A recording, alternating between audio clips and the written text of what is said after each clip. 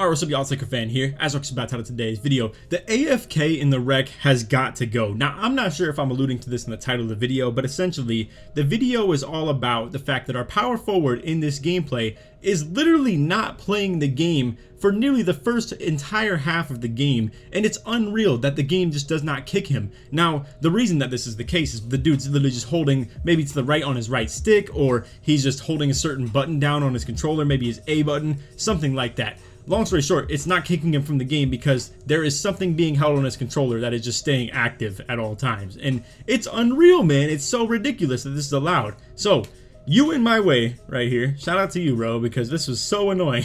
It's unreal. And again, I'm here to maybe just showcase a fun little gameplay that we actually overcome the fact that he's not here. And it was really cool. It was actually a pretty fire video. Now, he actually is here a little bit of the early part of this game, but as you can see, we got this guy right here too, holding his stick all the way down as well. He's literally running out of bounds. Thank God that 2K got rid of this offensive player out of bounds rule that they had as well. It was a horrible idea. I don't know where that's even a thing in basketball in the first place. Maybe you guys can correct me in case I just don't know about something, but essentially what it used to be is if someone was out of bounds for more than like 4 seconds, it would literally give you a violation and it would be like a turnover on your team. It's ridiculous. That was like the craziest thing I've ever seen. Now, you in my way right here, he ended up actually being in the game a little bit on the early end of things, but it ends up being a real problem, bro. So it starts about right here. As you can see, he's spotting up like just, you know, standing still right on that wing right there on the opposite side of the court. Now we have an issue right here. Our point guard's going to constantly double teamed. We got to deal with just a lack of matchups everywhere. And then the dude's just not here to play any defense.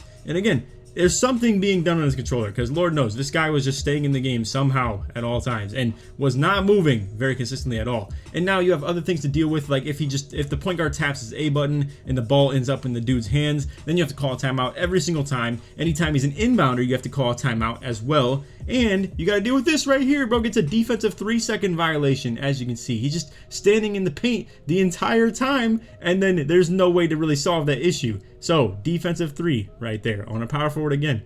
And again, man, this stuff has got to be changed. Like, there has to be some form of like detection of the AFK-ness or something like that. And then you want to throw into the fact that obviously we have to have 4 people defend 5. So albeit they have a CPU on their team as well. I'm not sure who it is between like any of these guys right here, but as you can see, they got a 4-out-1-in set right here, and obviously us 2 on the right have to play a 2-on-1. So I have to play like the corner while still playing the paint. It's obviously something that we're still down to do.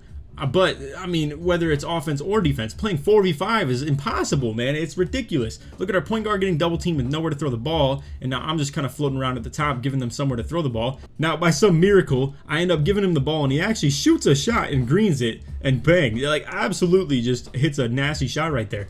And then he ends up being here for a tad bit. Now, I fast forwarded obviously to the point where we end up with him kind of standing still again. Now, as you can see, he's moving his stick around. He had been playing for a little bit. You can see he's been playing, but we're in a little bit of a deficit, 13-7. And we're dealing with the fact that he has not been here. Now, once again, he's standing still. And he's even flopping, man. He's flopping out here and just choosing not to play the game. It's ridiculous. And now he's going to be standing still, deep wing on the opposite side again. And I'm telling you, man, this stuff has got to go. It's unreal that people are allowed to stay in the games like this. I mean, again, just ended up staying outside the paint, and I don't know what the deal is with this stuff, bro. And, you know, he could possibly see this video, comment on it, and be like, sorry, bro, I was taking care of my kid. And to be fair, that's not a big deal. Obviously, at the end of the day, that's more important than a video game. But I'm just saying, the game needs to simply kick people out of the game for stuff like this. It's ridiculous, the inactivity that is still allowed to stay in the game and how much of a troll experience it is for other people. The fact that we have to deal with, obviously, like this dude in the left corner is just gonna be wide open. So now our teammates right here have to deal with this. And also, shout out to these randoms that I was playing with. This was some fire gameplay that we were doing to overcome this stuff. I get a nice little lane right there. We're out in transition with it, but I end up getting fouled. That's the bonus. So now I'm here with the free throws. Shooting with the meter as well. It's actually kind of hard, this free throw stuff. I'm not going to lie. As you can see, I ended up getting a late right there and a little bit unfortunate. But anyway, we're back on transition. I'm here for the block, but he's able to get the dunk to go. So now I'm going to showcase you guys a little bit of the gameplay so far. Now, I'm not exactly sure if I'm going to show the whole thing or not. I actually do believe I might, and we'll see if I can stay strapped in for the whole post-commentary rec gameplay. I haven't really done post-com pro-am in general, but obviously I don't really record live com on the rec gameplays. I'm just here vibing to music, just chilling. Now, Obviously, this is bum wreck. It's the 92 and belows, and you obviously are going to run into players that have a lower overall, maybe just in general a little bit of a worse player. I'm not gonna lie to you guys, I have seen some really good players in this though. It's just obviously their player build is a little bit more limiting. But anyway, I'm going in with the spin lay right there, ended up passing out to my teammate. Now we got to hold a couple of screens, and surprisingly we actually get him a wide open three, even though we have an inactive teammate. And you know, I know someone out there is going to be like, well, you guys are doing just fine without him. Why does it even matter? It's not that big a deal. I mean, this is ridiculous, bro. Can you see this? Like how they're just allowing someone to just stand on the court and do absolutely nothing?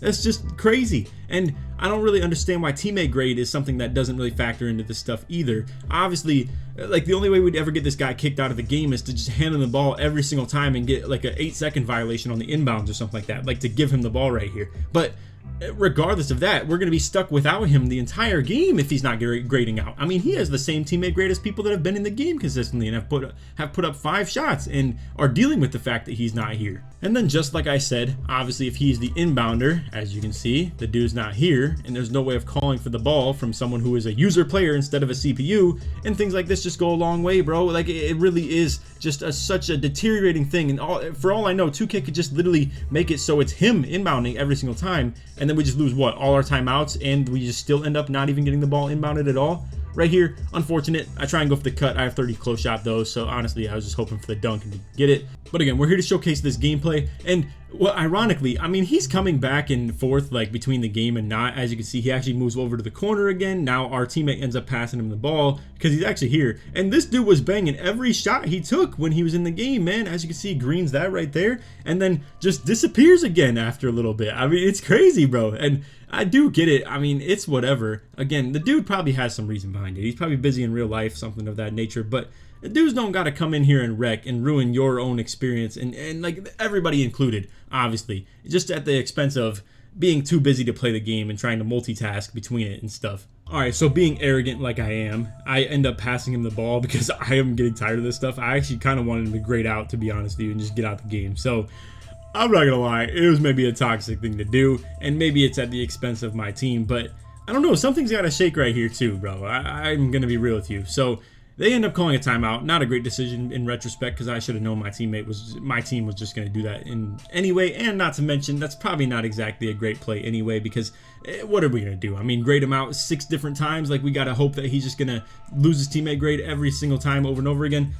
But I'm sure you guys understand what I'm trying to get at with this video. At this point, it's pretty ridiculous. So let's just go ahead and skip to the point where he ends up getting kicked out of the game. And it is pretty far in. I'm gonna be real with you. Like, with the fact that we are still in this game and it's almost at halftime and he's been here for about 2 minutes worth of it is crazy. All right, and actually I lied. We're gonna show it toward the end of this half right here, because I ended up kind of going crazy right here. So for the sake of the gameplay, we're just gonna show this. So 48 seconds left in this stuff. As you can see, I got the little score right there with a close shot. I ended up missing the dunk meter before that as well, but nonetheless, doesn't really matter. Once again, buddy's not here. We end up with a wide open shot to him, but he ends up like missing it. Now this big man goes up the acrobat on accident. Ridiculous, bro.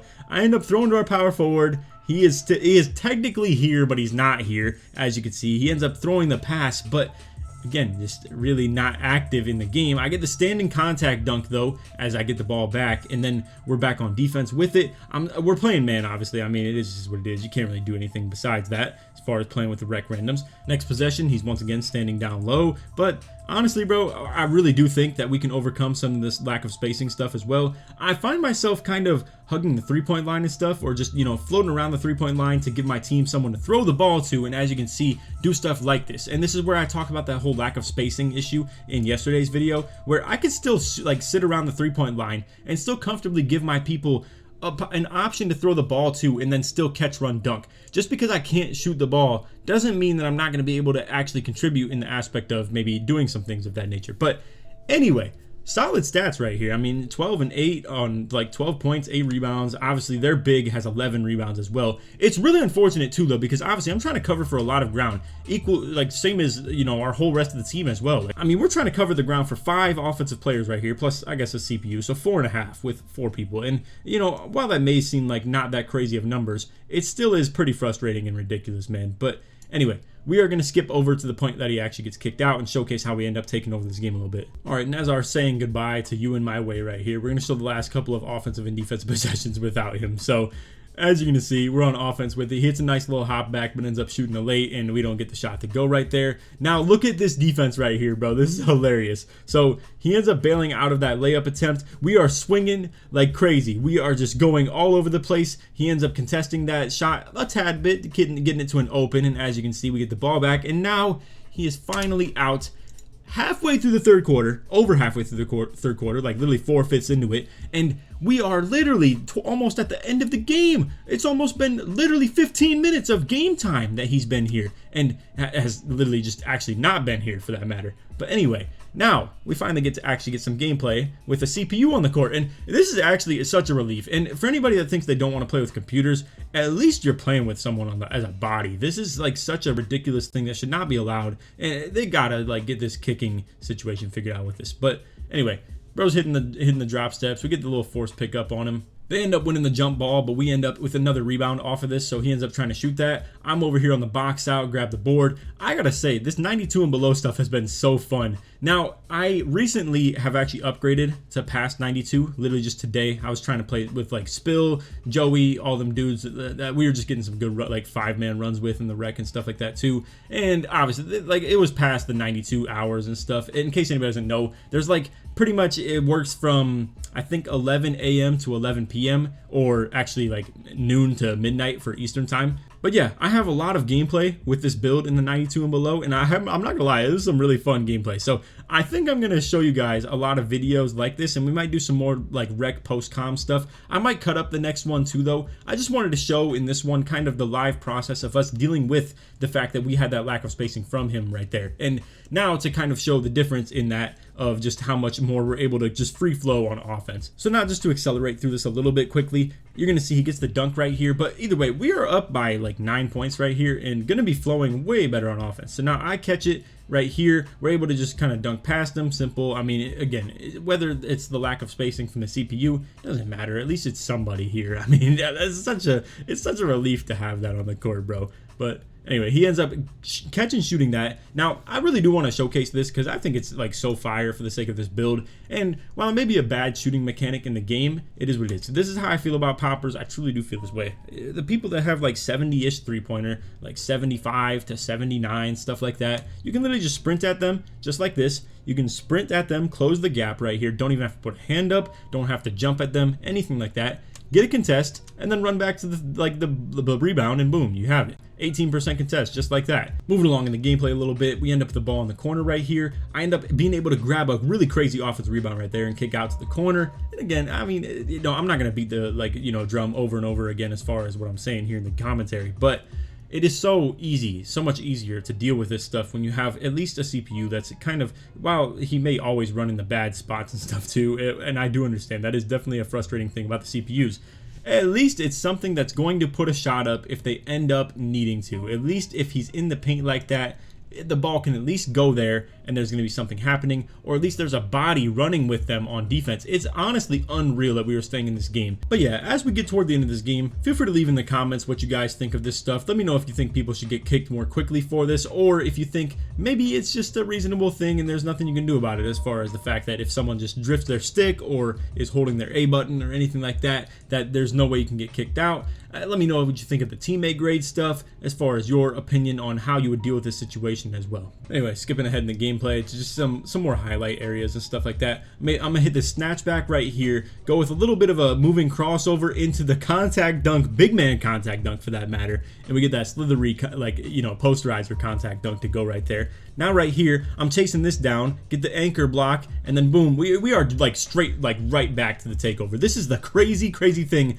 about Hall of Fame anchor. I run out of takeover in this exact moment that I get the block right here. Look at this. I literally run out of takeover right here. In this exact moment, boom, takeover meter is all the way almost full again off the fact that I'm running rim secondary and slash primary. It's ridiculous. Boom, I get the offensive rebound, put back dunk, just like that, take over again. Accelerator is insane, paired with, obviously, like I said, Hall of Fame anchor, and the just, rim take secondary in general. But yeah, last possession of the game, we end up with a wide open corner shot. I am about to hit this dude way over here in the corner. The bro just calls a timeout on me. Classic toxic wreck things.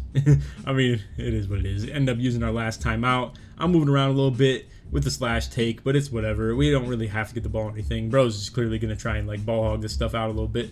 end up with the game over. And you know, like I said, this ends up being a pretty like manageable win after the dude gets kicked out. I mean, look at this, like we outscore them 22-14 in the fourth quarter and also 18-11 in the third quarter, and he finally got kicked out late third quarter. I mean, the early third quarter was not that marginal for us. It was just, I went kind of crazy toward the end of the third and also in the fourth a little bit as well. End up with 20 and 22, 7 assists, only 1 turnover as well. And you know, this guy actually contributed pretty decent. It's kind of funny. I mean, he actually was a little bit more of a box score positive contributor than this, like, you know, shooting guard was right here. But obviously the whole 27 points thing for his matchup and the fact that we had to help out even more, and it really did create a lot of the rebound opportunities for this guy too. And it just is so frustrating that they even allowed this man to stay in for so long. It's ridiculous, bro. But anyway, like I said, feel free to leave your feedback in the comments. Let me know what you think of this whole situation as well. And I wanted to make this video as kind of a semi-entertainment one of just me going crazy with the like dunk meter every now and then and occasionally, and to show like the rebounds and stuff too. But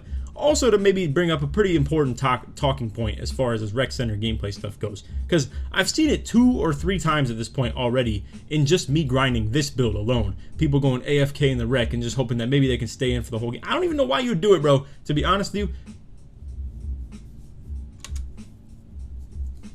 Because my thought process is maybe they do it on purpose just to stay in the game and maybe get a little bit of XP toward the end or something like that, just for even being in. But what's the point in that? I don't really get that, and I can't assume that's what people are doing with that stuff. But either way, like I said, feel free to just leave your thoughts in the comments. If you made it to the end of the video, put rec in the comments, search sports all the way through. But yeah, next gameplay for the rec, I'll probably try and cut it up a little bit more, show more just highlights in general, because it'll be more gameplay based rather than topic based like this one was, because obviously I have to show the fact that he is just missing for nearly this entire game and then ends up getting kicked finally late third quarter. But like I said, feel free to leave your feedback in the comments and put rec in the comments if you made it to the end of the video. But anyway, that's all. I hope you guys enjoyed, and on that, take it easy, man. Peace.